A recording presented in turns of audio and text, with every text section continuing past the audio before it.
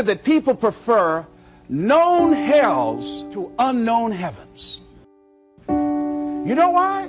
Because it's comfortable, ladies and gentlemen. A man who had been captured behind the enemy lines in a war and was sentenced to be killed or another option. The captain said to the guy, listen, he said, tomorrow morning at 6 o'clock you can face the firing squad, or you can go out this door over here. And the guy said, what's out the door? He said, no one knows. All we can tell you is just unknown horrors. He thought, and the next morning he selected the firing squad. After the shots rang out, the captain's secretary said, what's beyond that door? And he said, freedom. But very few people would select to do it because it's unknown.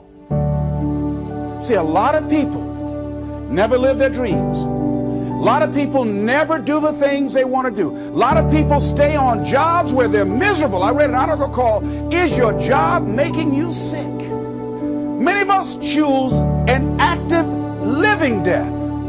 Many of us are walking dead, that we're not doing what we want to do.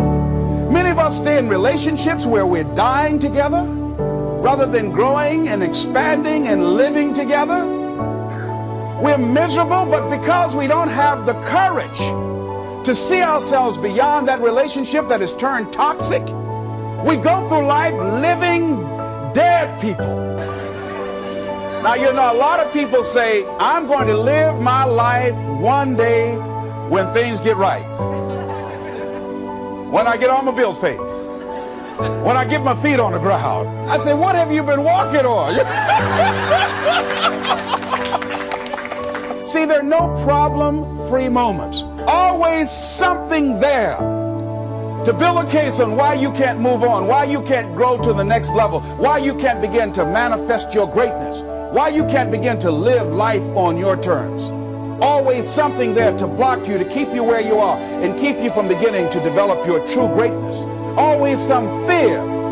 How do we handle it? And I'm saying that if you've been hiding out behind but, if you've been using the fact that you don't have enough money or you don't have the education, take it head on. Go get the education. Most of us go through life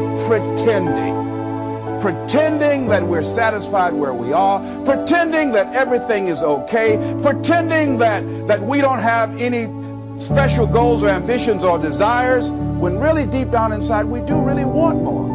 But if you look at our behavior, if you judge based upon what we do, that really will tell you some true stories about people, because you have to judge a tree by the fruit it bears, not the fruit that it talks about. See, a lot of people pretend that they want more out of life, but all you have to do is watch their actions. That will tell you something. See, but will cause you to procrastinate, but will cause you to hide out behind fear, but will cause you to come up with all type of excuses that you can validate your inaction and not acting on your dream.